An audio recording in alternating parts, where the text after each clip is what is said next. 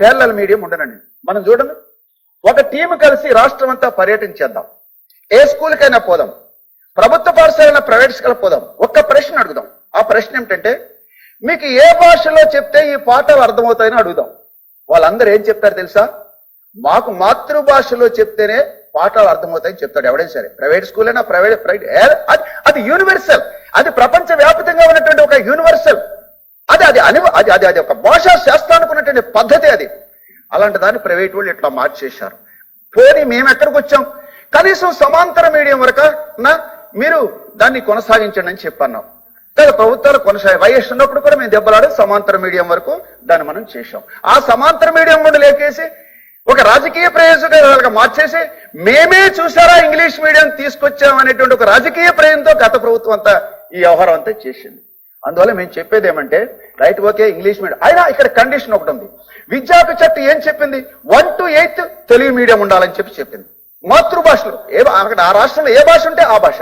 అయితే ఇక్కడ ప్రశ్న ఏమొస్తుందంటే, కొంతమంది బీసీలు కావచ్చు, దళిత సామాజిక వర్గాలు కొన్ని ఏమంటున్నాయి, మీరేమో ప్రభుత్వ ప్రైవేటు పాఠశాలలో ఇంగ్లీష్ మీడియం చదువుకుంటున్నారు, మీ మాస్టర్లు కూడా చదివించుకుంటున్నారు, అందరూ చదివించుకుంటున్నారు, మా బిడ్డల దగ్గరకు వచ్చే ఇంగ్లీష్ మీడియం మీరు ఎట్లా వ్యతిరేకిస్తారు అనేటువంటి ఒక క్వశ్చన్ వస్తుంది. నా మాట ఏమంటే, ప్రైవేటు పాఠశాలకి పర్మిషన్ ఇచ్చేది కూడా పాఠశాల విద్యాశాఖే ఇస్తున్నది.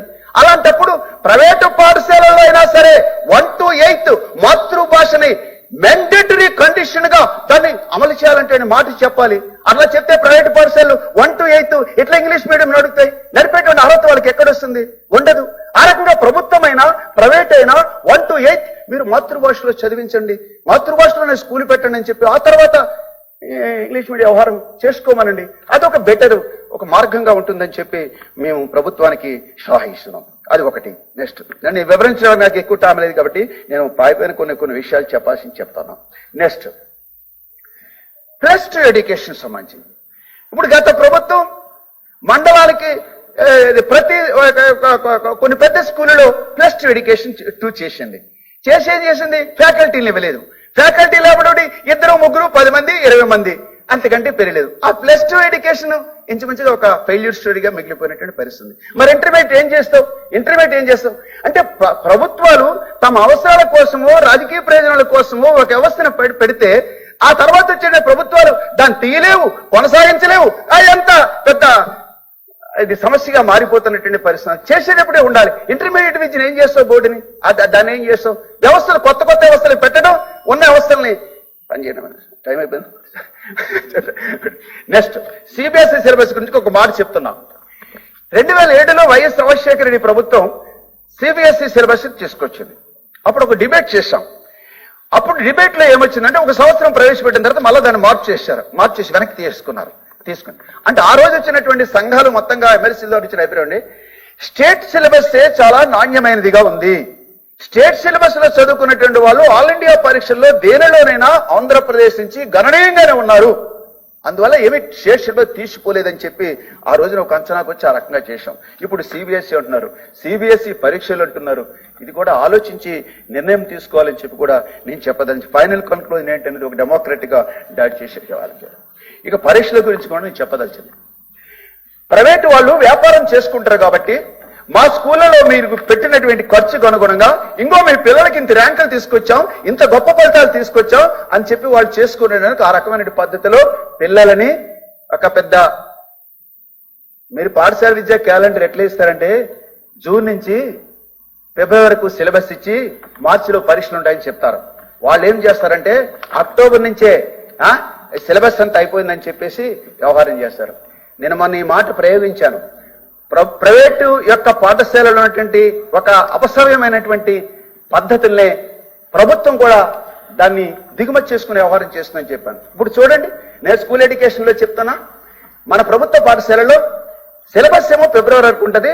అక్టోబర్కే సిలబస్ పూర్తి చేసేయండి. మీరు టెస్ట్ పేపర్లు చదివించండి, మెటీరియల్ చదివించండి, మార్కులు వ్యవహారం 100% టార్గెట్స్, 10/10 టార్గెట్స్. నేను అడుగుతున్నా ఈ సమాజాన్ని, ఈ సభ నుంచి అడుగుతున్నా, అసలు ఇంత వైవిధ్యం కలిగినటువంటి కుటుంబాలు, ఇంత వైవిధ్యం కలిగినటువంటి చదువులు కలిగినటువంటి కుటుంబాల నుంచి 100/100% పాస్ కావాలనే లక్ష్యాన్ని ఎట్లా పెడతావు? 10/10 రావాలని ఎట్లా పెడతావు? అవగాహన కోసం చదువులు చెప్తున్నావా, మార్కుల కోసం చదువుతున్నావా? ఈ పరీక్షల ఒత్తిడి ఏంటి ఆ పిల్లల మీద? అంటే ఈ చదువులు చావుల కోసమా? నామిని సుబ్రహ్మణ్యం నాయుడు ఒక పుస్తకం రాసినాడు, ఇవి చదువులా చావులా అని చెప్పి. చదువుల కోసమా చావుల కోసమా? సార్ చెప్పండి, మొన్న ఒక్కడు చనిపోయినా అది చావే, ఒక్కడు చనిపోయినా సమాజానికి అప్రతిష్ట అని చెప్పి మన విద్యాశాఖ మంత్రి మొన్నటి రోజున ఆత్మహత్యల మీద మాట్లాడేప్పుడు చెప్పాడు. అది ఏమిటాడు నా పరీక్షలు? నా అవగాహన కావాలా, మార్కులు కావాలా? అంటే నువ్వు కేవలం నేను అంటున్నా 560, 600 మార్కులు వచ్చిన విద్యార్థికి పోయి మనం పరీక్ష పెడదాం. మీ పరీక్ష నడిచిన తర్వాత ప్రైవేట్ వాళ్ళకి పబ్లిక్ వాళ్ళకి మార్కులు పెడదాం. అది ఎంత దిగుతుందో చూడండి. అలాగే మా దగ్గర ఆ క్యాలిక్యులేషన్స్ ఉన్నాయి. ఎందుకని అప్పటికప్పుడు గుర్తుపెట్టుకుని రాసేటువంటి ఆ మార్కులతో వచ్చేటువంటి ప్రయోజనం ఏమిటంట? ఎందుకని టార్గెట్స్ ఇస్తారు? ఆ టార్గెట్స్ ఇచ్చారు కాబట్టి కింద నుంచి పై వరకు అది ఆ పరీక్షలని అవినీతిమయమైన టార్గెట్ల కోసం. అది డిఓకు గొప్ప, ఆర్జేడీ గొప్ప, ఆ జిల్లా కలెక్టర్ గారి గొప్ప, ఆ మంత్రి గారి గొప్ప, మొత్తం ప్రభుత్వానికి గొప్ప. ఈ మార్కులు ఇవి వ్యవహారం వస్తాయి. అంచేత అవగాహన కోసం పరీక్షలు తప్ప మార్కులు ర్యాంకుల కోసం పరీక్షలు పెట్టే పద్ధతిని, ఈ పరీక్షల యొక్క భారాన్ని కూడా మాక్సిమంగా తగ్గించాలని చెప్పి నేను చెప్పదలిచింది. అలాగే సిలబస్ లోడ్ కూడా. నేను సోషల్ స్టడీ టీచర్ని. గత పాఠ్య పుస్తకాలు నేను పాఠం చెప్పిన ఆ పాఠ్య పుస్తకాల్లో కాన్సెప్ట్స్ కాస్త అర్థమయ్యేటట్టున్నాయి. సిలబస్ విస్తారంగా ఉన్నప్పుడు కూడా కొంత అర్థం ఉండేది. ఈ సంవత్సరం NCERT వాళ్ళు రాసినటువంటి పాఠ్య పుస్తకాలు నేను చెప్తున్నా ఇక్కడి నుంచి, టీచర్కి కూడా పాఠ్య పుస్తకం అర్థం కాదు. టీచర్కి అర్థం కాని పాఠ్య పుస్తకాలు ఈ NCERT ఎట్లా తయారు చేస్తుందని చెప్పి నా ప్రశ్న. నువ్వు ఆ కాన్సెప్ట్స్ చాలా సరళంగా ఉండాలి. సరళత నుంచి సంక్లిష్టత వైపు వెళ్ళేటప్పుడు ఆ సిలబస్ ఉండాలి. ఎవరో సరే పాఠ్య పుస్తకాలు అనేది నా ప్రశ్న. నేను కూడా ఆ పుస్తకాలు చదివాను, నాకు అర్థం కాదు. నేను అందరు సోషల్ టీచర్లు అడిగాను, మాకే అర్థం కాలేదు సార్ అని. మీకు అర్థం కాదు, పిల్లలకి ఏం అర్థం ఏంటి చెప్తాం. అందువల్ల 10వ తరగతి లోపులోనే ఇంటర్మీడియట్ ఉన్నత విద్య సంబంధించిన సిలబస్ అంతా ఇక్కడ దించేసి వీళ్ళు ఏదో పెద్ద విద్యావంతులు చేసేదాం అనేటువంటి పద్ధతి సరికాదు. వయస్సుకి పరిమితులు ఉంటాయి, అవగాహనకి పరిమితులు ఉంటాయి.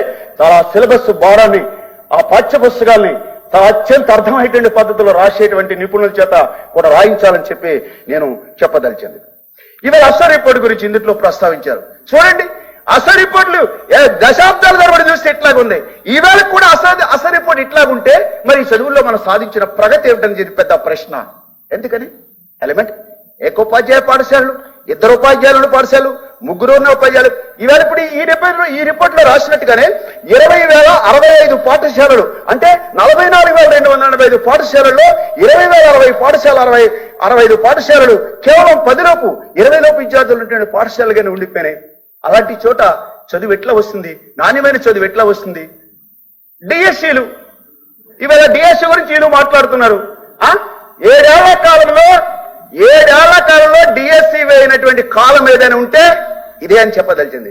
మరి సబ్జెక్ట్ టీచర్ లేకుండా వాళ్ళకి నాణ్యమైనటువంటి అవగాహన ఎట్లా వస్తుంది? ఇలా గ్యాప్లు ఉంటే, ఎప్పటికప్పుడు ఈ రకమైనటువంటి గ్యాప్ ఉంటే, ఉపాధ్యాయులు లేకపోతే వాళ్ళకి నాణ్యత ప్రమాణ అసలు రిపోర్ట్లు మనం చూస్తున్నాం తప్ప అసలు రిపోర్ట్ అట్లా రావడానికి ఉన్నటువంటి బ్యాక్గ్రౌండ్ కారణాలు ఏమిటనేది కూడా మన ప్రభుత్వం ఆలోచించాలని చెప్పి నేను చెప్పదలిచింది. ధన్యవాదాలు. ప్లీజ్ ముగించండి సార్. తర్వాత బ్యాగ్స్, కిట్స్ దీనికి సంబంధించి సార్ ప్లీజ్. ఇప్పుడు మన కొత్త కిట్ బ్యాగ్స్ సారు ప్రదర్శన తీసుకొచ్చిండు. ఆ బ్యాగ్కి సరిపడే పుస్తకాలు పెడితే రేపొద్దున ప్రతిపక్షం వాళ్ళు ఇంకోళ్ళు అంటున్నారు, ఇలా పట్టుకుంటే ఇలా తెగిపోయిందని చెప్పి అంటుంటారు. ఎందుకంటుంటే ఆ బ్యాగుకి తగిన సైజులో నీ పుస్తకాలు ఉండాలా. మేము 5 సబ్జెక్టులు మనం పాఠాలు చెప్తాం. 5 సబ్జెక్టుల మధ్య అన్ని పుస్తకాలు తీసుకురామంటాడు ఆయన, నోటు పుస్తకాలు తీసుకురామంటాడు. ఆ బ్యాగ్ చాలదు. ఇప్పుడు ఏమంటారంటే వాళ్ళు తల్లిదండ్రులు, ప్రభుత్వం ఇచ్చినటువంటి నారా లోకేష్ గారు ఇచ్చినటువంటి బ్యాగ్ సరిపోలేదు అని ప్రైవేట్ బ్యాగ్ కొనుక్కుని వాడు ఇంకా ఇంత లార్జ్ సైజ్ ఉండేటువంటి బ్యాగ్ వేసుకుని వస్తాడు. అందువల్ల నేను అనేది పుస్తకాల భారం తగ్గించేటట్టుగా కూడా పెంచాడు. నెక్స్ట్, మధ్యాహ్న భోజనం సంబంధించి మెనూ మార్చకుండా, మనీ పెంచకుండా మెనూ మార్చేసి గొప్ప భోజనం పెట్టామని చెప్పి వాళ్ళు కూడా చెప్పుకున్నారు. నేను ఇప్పుడు ఇటీవల కాలంలో చాలా స్కూళ్ళు తిరుగుతున్న వ్యవహారం చేస్తున్నా. ఆ భోజనం మీరు చెప్పినటువంటి పద్ధతిలో నాణ్యమైనటువంటి పద్ధతిలో ఉండాలి.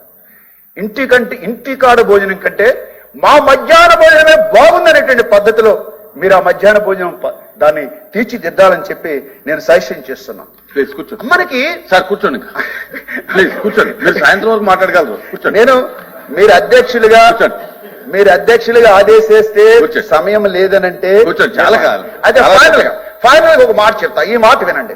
ఒకటి ఫైనల్. ఓకే, ఇందులో సాగంటి కోటేశ్వరరావు సలహాదారుగా పెట్టారు. మేము పీడిఎఫ్ తరఫున దీని మీద అభ్యంతరం వ్యక్తం చేశాం. అయితే సాగంటి కోటేశ్వరరావు సలహాదారు పైన ఇందులో ఒక మాట ఉంది. ఆ మాట ఏమంటే రాజ్యాంగం అని, తర్వాత జెండర్ ఈక్వాలిటీ అని, రాజ్యాంగం అని, జెండర్ ఈక్వాలిటీ అని, నైతిక విలువలని మాట ప్రయోగం చేశారు.